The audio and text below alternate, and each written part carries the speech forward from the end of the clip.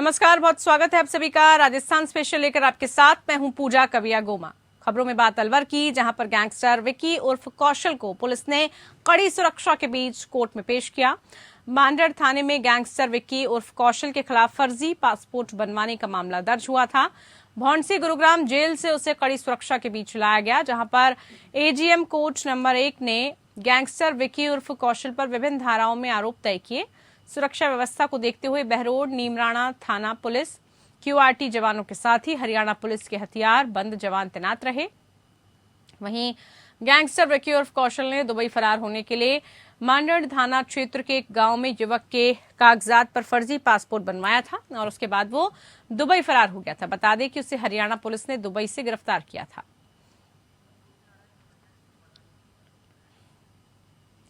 संवाददाता हमारे साथ रूप नारायण सावरिया जुड़ चुके हैं। रूप नारायण, फर्जी पासपोर्ट, दुबई फरार हो गया था विकी, लेकिन पुलिस की गिरफ्त में है आप और कड़ी सुरक्षा के बीच उसे लाया गया, क्या तमाम जानकारी? पूजा, मैं यह बताना चाहूंगा कि ये जो अपराधी है बड़ा शातिर अपराधी था और दूसरों के फर्जी डॉक्यूमेंट से इसने पासपोर्ट बना के और विदेश की यात्रा की। वहां से इन्होंने इसको हरियाणा पुलिस ने गिरफ्तार किया था और गिरफ्तारी के बाद जब यहाँ राजस्थान में लाया गया तो बड़ी भारी पुलिस बंदोबस्त के बीच इसे यहाँ लाया गया और कोर्ट में पेश किया गया। आगे कोर्ट क्या डिसीजन देता है उस पर डिपेंड करता है कि पुलिस आगे की कार्रवाई कर रही है। वो क्या कार्रवाई करेंगे, कोर्ट के आदेश का इंतजार कर रहे हैं। कोर्ट का आदेश आना बाकी है, उसके बाद विक्की को यहाँ प्रोडक्शन पर यहाँ रखेंगे, राजस्थान जाएगी या हरियाणा भेजेंगे, वो आगे की कार्रवाई क्लियर हो। जी पूजा, ठीक है, बहुत शुक्रिया रूप नारायण, इस पर जानकारी देने के लिए रहिएगा। बाकी की खबरों पर आपसे जानकारी लेंगे। तो बता दें आपको, गांव के युवक के कागजात पर फर्जी पासपोर्ट बनाया था और उसके बाद दुबई फरार हो गया था आरोपी विक्की।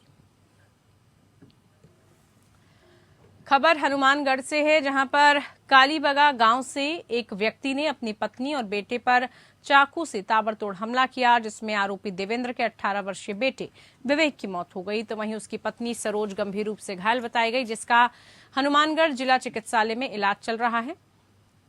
पीलीबंगा थानाधिकारी विजय कुमार मीणा के मुताबिक घरेलू विवाद को लेकर देवेंद्र ने बेटे और पत्नी पर चाकू से ताबड़तोड़ वार किया, जिसमें विवेक की मौत हो गई। घायल सरोज के बयानों के आधार पर मुकदमा दर्ज करके हत्यारोपी देवेंद्र को राउंड अप किया गया। उससे पूछताछ के बारे में अब पूरा पूछताछ पुलिस कर रही है। आज करीब 9 साढ़े 9 बजे सूचना मिली कि देवेंद्र कुमार सीवर जाति है जो जाट कालीबंगा का है, उसने अपने बेटे पर चाकू का हमला किया। बीच चौक में उसकी पत्नी की भी लगी। घटना क्रम में दोनों को टाउन में रेफर किया गया, जहाँ पे उसका बेटा है विवेक है, जिसकी 18 साल की उम्र है, वो मृत घोषित कर दिया गया और उसकी पत्नी जो सरोज है वो जेर इलाज है और जिसके पर्चा बैंक पे मुकदमा किया जा रहा है। मुलजिम को राउंड अप किया जा चुका है, आगे की कार्रवाई पोस्टमार्टम करवाया जा रहा है। वजह तो ये है कि आपसी इनमें कोई गृह कलेश चल रहा था पति पत्नी में और बच्चे की आपस में बनती नहीं थी कई दिनों से। इनके कोई रिश्तेदारी में कोई मोड़ नहीं था, जाना था, उसको लेके वाद विवाद है। पति जाना नहीं देना चाहता था, पत्नी जाने की जिद करी थी, इसी बात को लेकर उसमें लड़ाई झगड़ा हो गया। उसके हाथ में चक्कू था, बीच चौक में इसके अपराधी के पिताजी के भी हाथ में छोटी मोटी खरोंच आई। पुलिस ने तुरंत कार्रवाई करते हुए सारी कार्रवाई करके उन को भी कुछ घंटों में ही दस्तयाब कर लिया है। आगे कार्रवाई जारी है। चलिए, हमारे साथ संवाददाता रूप नारायण सावरिया हैं। रूप नारायण, रिश्तों को संसार करती है खबर, जहां पर एक पिता ने अपने बेटे को चाकू से मौत के घाट उतार दिया, पत्नी पर भी चाकू से उसने कई वार किए। क्या कुछ विवाद रहा इस पूरे मामले को लेकर? मैं यहाँ बताना चाहूंगा कि ये गृह क्लेश का मामला है और गृह क्लेश के चलते ये व्यक्ति व्यवस्थित होकर अपने बीवी और बच्चों पर इसने चाकू से ताबड़तोड़ वार किए और उसके बार में इनका जो बच्चा बेटा है उसकी मृत्यु हो गई। मृत्यु होने के बाद आसपास के लोगों ने पुलिस को जब सूचना दी तो पुलिस मौके पर पहुंची और मौके से इसे गिरफ्तार किया गया। ये देखने वाली बात यह है कि अब जो सामाजिक ताना बाना है वो किस कदर बिगड़ता जा रहा है कि एक बाप का अपने बेटे पर आक्रमण करता है और बीवी को इस तरीके से चाकू से ताबड़तोड़ मार रहा है। तो कहीं ना कहीं ये सोचनीय प्रश्न है समाज के लिए भी कि सामाजिक रिश्तों में एक ऐसा एक वो विकट समय आ रहा है कि गृह क्लेश के चलते ऐसे हालात बन रहे हैं और पुलिस ने इसे गिरफ्तार कर लिया है। आगामी कार्रवाई के लिए पुलिस से पूछताछ करेगी। फिलहाल वो जो है पोस्टमार्टम रिपोर्ट का इंतजार कर रही है। पोस्टमार्टम रिपोर्ट जैसी आएगी अपराधी के खिलाफ कार्रवाई पुलिस निश्चित रूप से करने वाली। जी पूजा, ठीक है रूप नारायण, बहुत शुक्रिया जानकारी इस पूरे मामले को लेकर बताने के लिए। तो पीड़िता के बयान के मुताबिक आरोपी पति को गिरफ्तार कर लिया गया है। तो वहीं अलवर जिले के खैरथल कस्बे में सड़क हादसे में एक बाइक सवार की मौत हो गई, जबकि 2 गंभीर रूप से घायल बताए गए। बता दें कि ये तीनों छात्र 12वीं की परीक्षा देकर लौट रहे थे, जिसमें एक की मौत हो गई और 2 की हालत नाजुक बताई जा रही है। अगवानी स्कूल के पास ही ये हादसा हुआ दर्दनाक। घायलों को खैरथल के सैटेलाइट हॉस्पिटल में लाया गया। परिजनों ने बताया कि 12वीं कक्षा की अंग्रेजी विषय का पेपर देने के लिए सुबह 7:30 बजे मातौर के सरकारी स्कूल में वो गए थे, जहां पेपर देने के बाद पिकअप ने उनको टक्कर मार दी। खैरथल थाना पुलिस ने मौके पर पहुंचकर घटना की जानकारी ली। सैटेलाइट हॉस्पिटल के डॉक्टर्स की टीम ने तुरंत घायलों को प्राथमिक उपचार दिया। रूप नारायण है हमारे साथ। रूप नारायण, बताइए जरा, पिकअप के टक्कर मारने के बाद ये पूरा हादसा हुआ, क्या तमाम जानकारी? घायलों की स्थिति फिलहाल कैसी है? पूजा, मैं बताना चाहूंगा कि जो हताहत हुआ, एक छात्र जिनमें था वो हताहत हो गया और 2 अभी गंभीर रूप से घायल है। उनका अस्पताल में ट्रीटमेंट चल रहा है, इलाज चल रहा है और डॉक्टर जो बता रहे हैं उनके साथ इनकी स्थिति अभी स्थिर स्थिति है। कुछ कहा नहीं जा सकता, आगामी 2-4 घंटों के बाद ही क्लियर हो पाएगा कि अभी क्या हालात है। फिलहाल देखने वाली बात ये कि एक बाइक पे कानून के खिलाफ काम करते हुए एक बाइक पे तीनों स्टूडेंट जो है, छात्र जो थे, एक बाइक पे तीनों चल रहे थे। तीनों को पिकअप ने टक्कर मारी है। पिकअप में टक्कर मारने से जो एक छात्र जो चला था वो ऑन स्पॉट खत्म हुआ और 2 को पुलिस है जो अस्पताल पहुंचा है, अस्पताल में उनका ट्रीटमेंट चल रहा है, इलाज चल रहा है, ठीक हो जाए। इसके अलावा रूप नारायण, जो पिकअप है और उसका ड्राइवर है, उसके बारे में क्या तमाम जानकारी मिल रही है? पिकअप मौके पर ही है, लेकिन जो ड्राइवर है वो अभी फरार है। पुलिस उसको गिरफ्तार करने के लिए कार्रवाई कर। तेज रफ्तार में था क्या पिकअप? जो गाड़ी थी तेज रफ्तार में थी या रॉन्ग? तेज रफ्तार पिकअप की भी गलती है, जहाँ पिकअप वाले की गलती, वहीं पे कहीं न कहीं मोटरसाइकिल वालों के तीनों छात्रों की भी गलती है। एक बाइक में तीनों छात्र सवार होकर जा रहे थे, तो कहीं न कहीं दोनों की गलती है। पिकअप की तेज रफ्तार ने उसको चपेट में लिया और ये हालात थे। ठीक है, बहुत शुक्रिया रूप नारायण तमाम जानकारी पहुंचाने के लिए।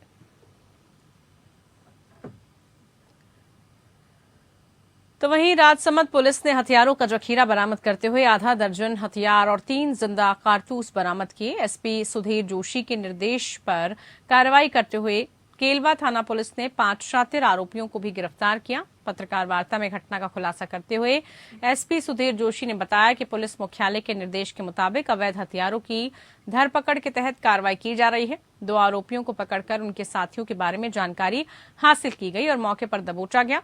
वहीं 5 अलग अलग जगहों पर दबिश के दौरान इनके कब्जे से विभिन्न हथियार और जिंदा कारतूस बरामद हुए। गिरफ्तार हुए आरोपियों का पुराना आपराधिक रिकॉर्ड भी रहा है, जिसमें से कुछ हत्या का प्रयास, लूट और डकैती जैसी गंभीर वारदातों के आरोपी वो रह चुके हैं। पुलिस को आशंका है कि इतना बड़ा जखीरा लेकर ये आरोपी किसी बड़ी वारदात को अंजाम देने की तैयारी में जुटे थे। इसके अलावा ये सोशल मीडिया के जरिए भी हथियारों के साथ फोटो का प्रदर्शन कर रहे थे। आरोपियों के पास से जब्त किए गए हथियारों में कई विदेशी पिस्टल और कारतूसों के अलावा देसी कट्टा और महंगे मोबाइल भी बरामद किए गए हैं। पुलिस इन्हें अदालत में पेश कर रिमांड की मांग करेगी। पुलिस मुख्यालय द्वारा फायर आर्म्स के लिए जो अभियान चला रखा है, उसमें हमने काफी दिनों से प्रयास कर रहे थे और काफी इंफॉर्मेशन भी कलेक्ट हो रही थी। कल से लेकर के आज तक हमने 5 शातिर अपराधी पकड़े हैं, जिनको गिरफ्तार किया है। उनके पोजीशन से हमें 6 पिस्टल और 3 जिंदा कारतूस मिले हैं और ये अपराधी बड़े ही सक्रिय हैं। इनके खिलाफ पहले भी लूट के मुकदमे हैं, गोल्ड की लूट में और चांदी की लूट और बड़ी बड़ी लूट, मारपीट, संगीन अपराध इन्होंने पहले किए हुए हैं। उनसे हमारे को सूचना प्राप्त हो रही थी कि हथियार लेकर के घूम रहे हैं और ये वारदात का अंजाम दे सकते हैं। तो केलवा क्षेत्र के अंदर हमने इन्हें अरेस्ट किया है और 6 वेपन बरामद हुए हैं, 3 फायर आर्म्स, 3 जिंदा कारतूस बरामद हुए हैं।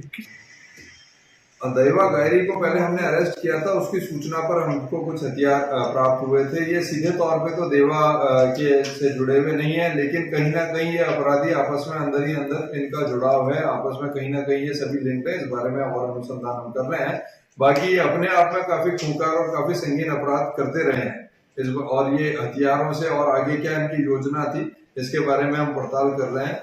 और एक और बात है कि ये सोशल मीडिया पे भी इन हथियारों को दिखावा कर रहे थे और लोगों को, और जो खासतौर पे युवा वर्ग है, उसको ये भ्रमित करने का काम कर रहे थे।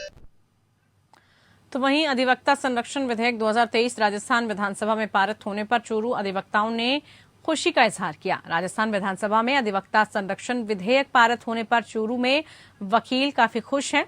जिला अभिभाषक संघ के सभा भवन में अध्यक्ष सुरेंद्र शेखावत की अध्यक्षता में संघ की एक महत्वपूर्ण मीटिंग का आयोजन किया गया, जिसमें अधिवक्ता संरक्षण विधेयक 2023 राजस्थान विधानसभा में पारित किए जाने पर वो खुश हैं। एक दूसरे को मिठाई खिलाकर बधाई भी दी।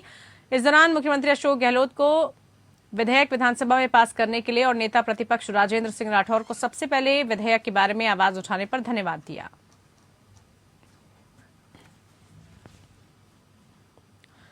अलवर भ्रष्टाचार निरोधक ब्यूरो की टीम ने पीडब्ल्यूडी में क्वालिटी कंट्रोल अधीक्षण अभियंता के पद पर तैनात रामेश्वर सिंह जाटव को 6 लाख रुपए रिश्वत लेते रंगे हाथों गिरफ्तार किया। इससे पहले भी रामेश्वर सिंह ने संपर्क के जरिए एक बार 2.5 लाख तो दूसरी बार 1.5 लाख रुपए की रिश्वत ली थी। एसीबी को पीडब्ल्यूडी विभाग के क्वालिटी कंट्रोल विभाग में तैनात अधीक्षण अभियंता रामेश्वर सिंह जाटव द्वारा 6 लाख की रिश्वत मांगने की शिकायत मिली। इस पर एसीबी ने मामले का सत्यापन करवाया। मामला सही पाया गया। एसीबी के अधिकारियों ने कॉन्ट्रैक्टर को 6 लाख रुपए देकर रामेश्वर सिंह के पास भेजा।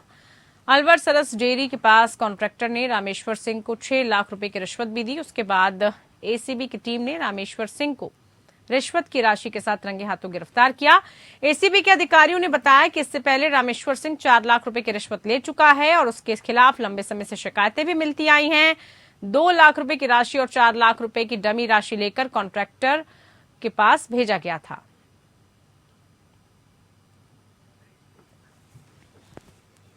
बात अब झालावाड़ की, जहां पर नववर्ष पर आयोजित शोभा यात्रा में भारी भीड़ उमड़ी। शोभा यात्रा का शुभारंभ गवर्नमेंट पीजी कॉलेज के सामने सामूहिक हनुमान चालीसा के पाठ के साथ हुई। इसमें झांकियां, नासिक का ढोल, मनमोहक प्रस्तुतियां दिखाने के लिए बाजार में बड़ी एलईडी स्क्रीन भी लगाई गई। शोभा यात्रा के स्वागत के लिए संपूर्ण शहर भगवा रंग में रंगा हुआ दिखा। इस दौरान केसरिया पताकाओं को हाथ में लेकर शोभा यात्रा में लोग चलते नजर आए। शोभा यात्रा के स्वागत के लिए संपूर्ण शहर को भगवा पताकाओं और साथ ही स्वागत द्वारों से सजाया गया।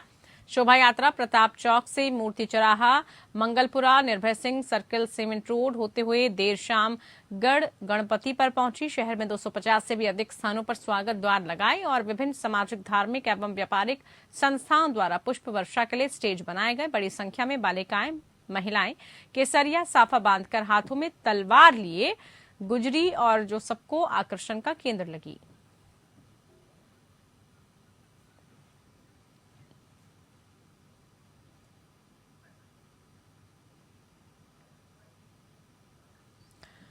खबर अलवर के रामगढ़ से, जहां हिंदू नववर्ष के उपलक्ष्य में जय कॉलोनी के लोगों ने विशाल भगवा रैली निकाली। वहीं दुकानदारों ने पुष्प वर्षा कर रैली का स्वागत किया। जय कॉलोनी के लोगों ने धूमधाम से हिंदू नववर्ष मनाया। यहां से विशाल भगवा रैली निकाली गई, जो कि केशवानगर रामनगर से होती हुई रेलवे फाटक पहुंची। अलवर हाईवे रोड पर जगह जगह दुकानदारों ने भगवा रैली पर पुष्प वर्षा की, प्रसाद बांटकर रैली का भव्य स्वागत किया। इसमें स्कूली बच्चे और महिलाओं ने भी बढ़ चढ़कर भाग लिया। रैली की व्यवस्था बनाने के लिए रामगढ़ पुलिस चप्पे चप्पे पर मुस्तैद रही। आज भारतीय विक्रम संवत 2080 का नववर्ष का आयोजन किया गया, जिसकी रैली जय कॉलोनी केशव नगर से होते हुए शिव कॉलोनी, रामनगर, रामगढ़ से डोली से होते हुए जय कॉलोनी केशव नगर वापस पहुंचेगी, जिसमें सभी भक्तजनों ने भगवा झंडे लेकर अच्छा भव्य रैली का आयोजन हुआ, जहां लोगों ने जगह जगह पर पुष्प वर्षा प्रसाद का वितरण करके इस रैली को जोरदार तरीके से सफल बनाने के लिए आयोजन भी किए गए थे। खबर हनुमानगढ़ से है, जहां ऐतिहासिक मां भद्रकाली मंदिर में चैत्र नवरात्रि मेले शुरू हो गए हैं। मेले का उद्घाटन कलेक्टर रुक्मणी रियार और एसपी सुधीर चौधरी ने ध्वजारोहण और विशेष पूजा अर्चना के साथ किया। कलेक्टर एसपी ने मेला क्षेत्र का राउंड लेकर श्रद्धालुओं को कोई असुविधा नहीं हो, इसके लिए निर्देशित किया।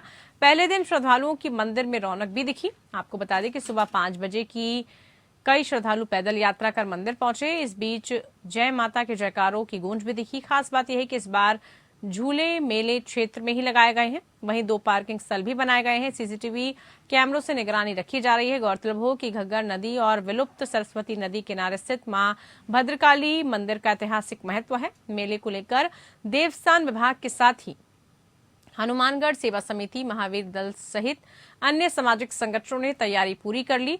सेवा कार्यों के लिए जिम्मेदारी भी तय की है। मान्यता है कि मुगल बादशाह अकबर ने इस मंदिर का निर्माण करवाया था। मां भद्रकाली के इस मंदिर में हर साल बड़ा मेला लगाया जाता है। इसमें दूर दराज के राज्यों से श्रद्धालु माथा टेकने आते हैं। मुगल शैली में निर्मित इस मंदिर की व्यवस्था की कमान देवस्थान विभाग के पास है और विभाग को इस मंदिर से प्रतिवर्ष लाखों रुपए की आय होती है।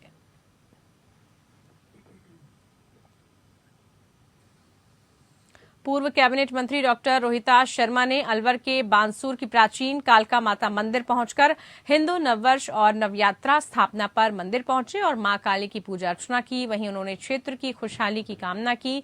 बानसूर में प्राचीन कालका माता की मान्यता के चलते दूर दराज से लोग मंदिर पहुंचकर पूजा अर्चना करते हैं। वहीं घट पूजा पर बड़ी संख्या में श्रद्धालु मंदिर पहुंचे और पूजा अर्चना की। मान्यता है कि कालका माता सभी पर कृपा बनाए रखती हैं और मनोकामना पूर्ण करती हैं।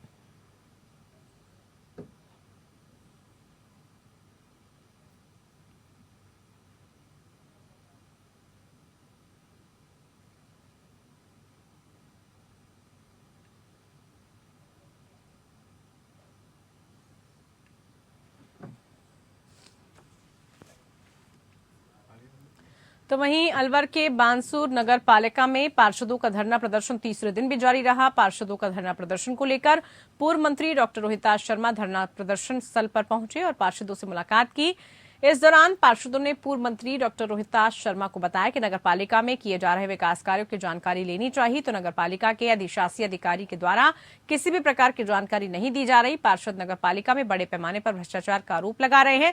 रोहिताश शर्मा ने कहा कि नगर पालिका में अगर भ्रष्टाचार के खेल को समाप्त करना है तो भ्रष्टाचार निरोधक ब्यूरो के एक एप्लीकेशन दायर करनी पड़ेगी। उसके बाद ही नगर पालिकाओं में भ्रष्टाचार उजागर होगा, लेकिन इसकी हिम्मत सभी पार्षदों को करनी होगी।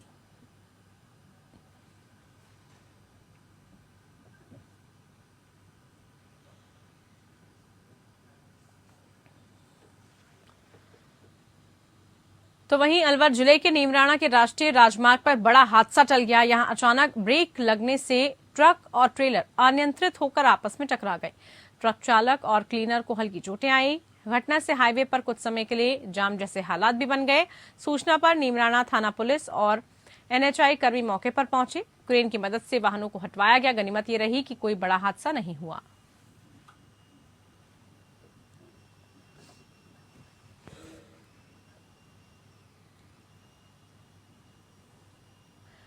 वहीं कूचामन सिटी में एसपी के निर्देशों पर कूचामन पुलिस द्वारा चेकिंग अभियान चलाया गया। एडिशनल एसपी के गणेशाराम चौधरी, सीओ संजीव कटेवा और थानाधिकारी सुरेश चौधरी के नेतृत्व में चलाए गए इस अभियान के तहत पुलिस ने 7 लोगों को शांति भंग की धारा के तहत गिरफ्तार किया। साथ ही अवैध शराब के मामले में 2 आरोपियों को गिरफ्तार करने में सफलता हासिल की। थानाधिकारी सुरेश चौधरी ने बताया कि अभियान के तहत भानु बागड़िया, सूरज उर्फ भानु, सादिक, जावेद, अली, मनोज और साथी गोपाल नायक को शांति भंग की धारा में गिरफ्तार किया गया है।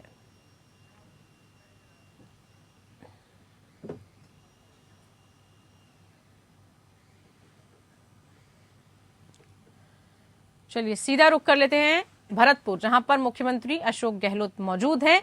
मेला फेयर में लोगों को संबोधित। जो युवा चाहते हैं आगे बढ़ना, वो अब यहाँ सरसों का उत्पादन ज्यादा होता है, तो सरसों में जो घानी लगानी है, मशीन लगानी है तेल निकालने के लिए, यहीं पर